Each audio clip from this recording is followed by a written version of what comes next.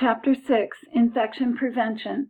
The Central Service Technician plays a significant role in the prevention of surgical site and healthcare-associated infections. When the importance of this role is understood, technicians recognize that their work practices can mean the difference between a patient's successful surgery or hospital stay and a negative outcome that could lead to infection or possibly death. Before viewing this presentation, please read the chapter and review the Central Service terms by referring to the flashcards that you developed last semester. The learning outcomes for this chapter are to define the term cleaning and describe the cleaning process, define the term decontamination and describe the decontamination process, define the term sterilization and describe the sterilization process. Carefully designed processes are in place in the Central Service Department to prevent the spread of infection. Cleaning contaminated medical devices renders them safe to handle. Inspection ensures that they are functional. Assembly allows for ease of use, and packaging assures that sterility is maintained through the use of a barrier. The Central Service Technician must be able to select and properly use the correct method of high-level disinfection or sterilization required for each device, and then items must be safely stored until they are delivered and used again. These processes are in place to reduce the risk of surgical site and healthcare-acquired infections through application of the principles of asepsis.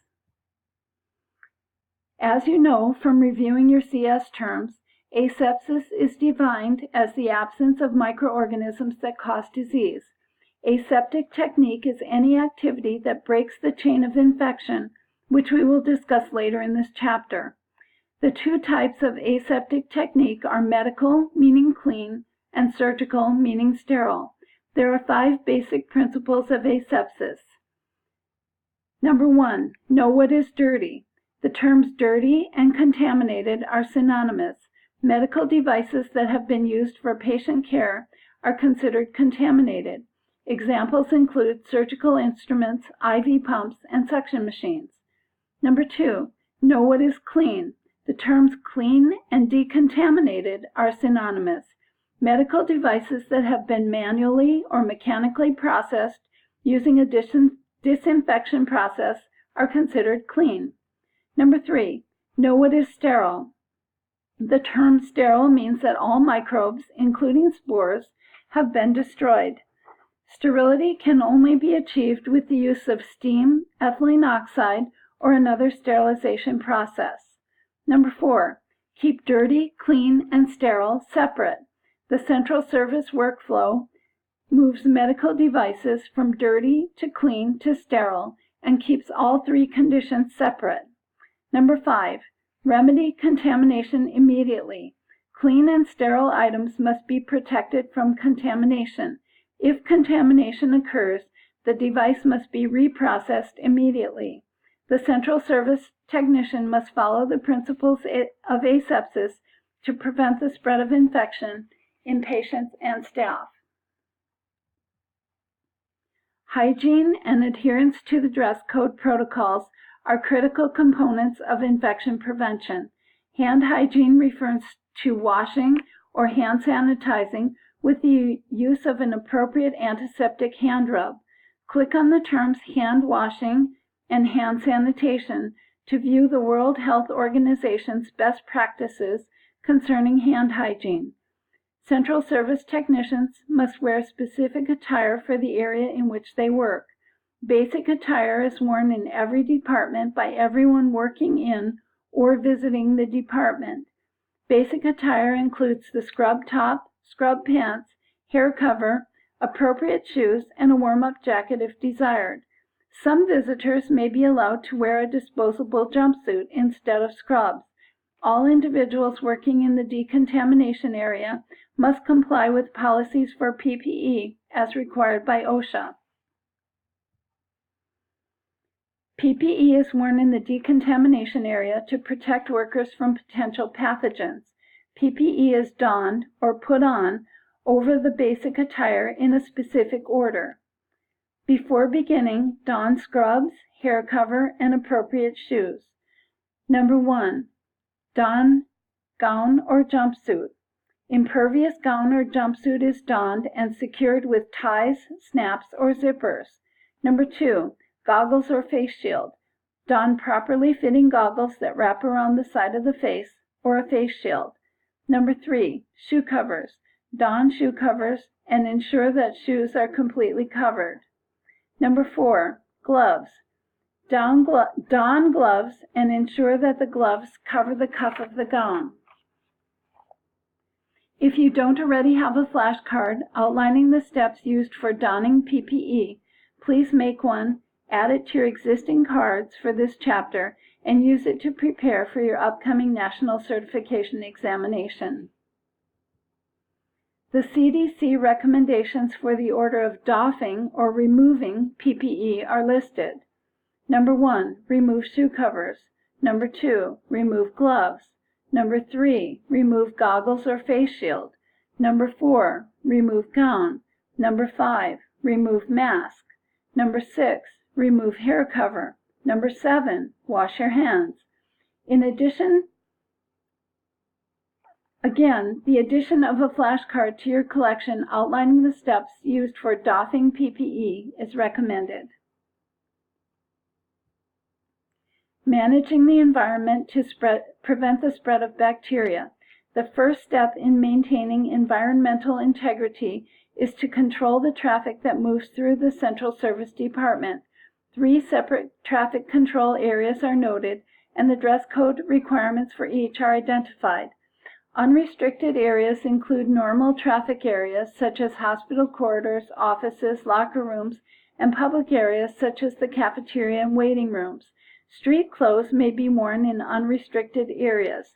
Central Service personnel may be requested to don a lab coat or a cover gown when traveling through unrestricted areas while wearing basic attire. Number 2. Semi-restricted areas include peripheral support areas of the operating room and the clean assembly and sterile storage areas of the Central Service Department. Basic attire is required in semi-restricted areas. The restricted area of the Central Service Department is the decontamination area, and the use of PPE is required.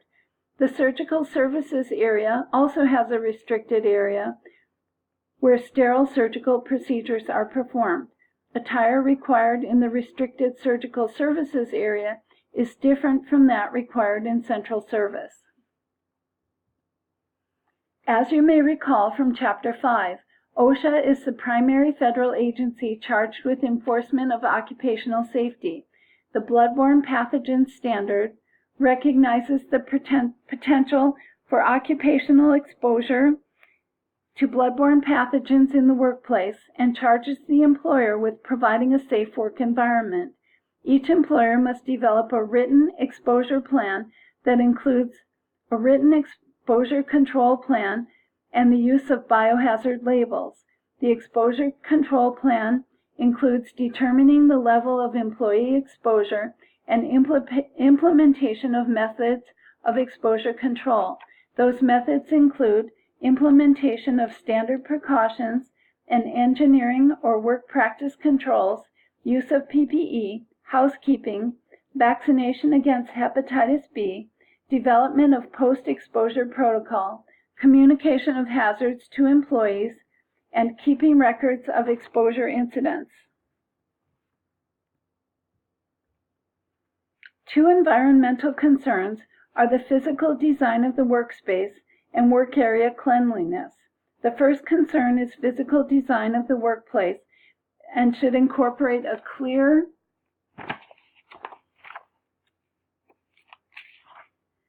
separation of the dirty, clean, and sterile areas and allow for a one-way workflow. One way that bacterial transmission can be controlled is with the use of positive and negative airflow. Airflow in the decontamination area should be negative and should be positive in all other areas. In addition to air pressure requirements, each area must meet specific temperature and humidity requirements. The table provided lists the requirements for each work area.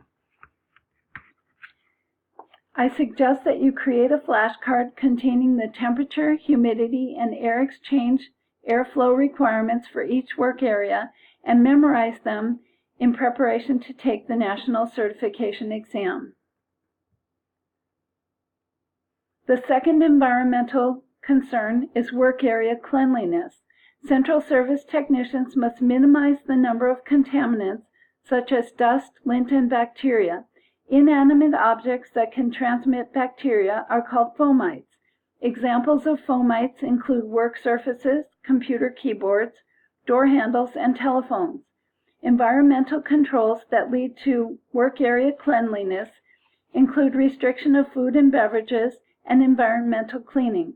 Floors and horizontal work surfaces, light fixtures, and other surfaces such as walls, cabinets, and storage racks should be frequently cleaned with products that are dedicated to use in the Central Service Department. Elements of transmission and the chain of infection. Infection transmission is a complicated process that involves many factors in order for a pathogenic microorganism to result in disease or illness. Transmission of infectious agents in the healthcare setting requires 6 elements that are referred to as the chain of infection. The first link in the chain of infection is the causative agent, which is the microorganism that causes an infectious disease. The causative agent may be a bacteria, virus, fungi, protozoa, or prion. Characteristics that make the organism capable of causing disease include invasiveness, the ability of the organism to invade the host, pathogenicity, ability of the organism to cause disease, virulence, the degree of pathogenicity, infectious dose, the quantity of the organism required to cause disease, viability, the ability of the organism to survive outside the host, and the ability of the organism to develop resistance to antimicrobial agents. The second link is the reservoir, or place in which the organism can survive. Reservoirs are usually humans, but can be other animal sources or fomites. The portal of exit is the third link and refers to the path by which the organism leaves the reservoir.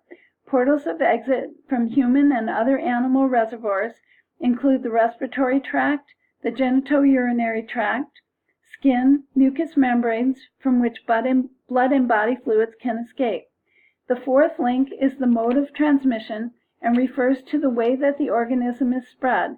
Modes of transmission include direct contact, indirect contact, droplet transmission, airborne transmission, common vehicle transmission, and transmission by vector.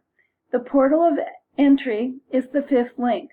Portals of entry include the digestive tract, respiratory tract, genitourinary tract, skin, mucous membranes, surgical incisions, and by injection or parenteral.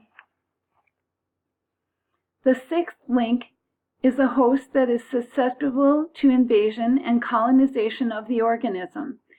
Circumstances that make a host susceptible include age, underlying disease, medications, and trauma.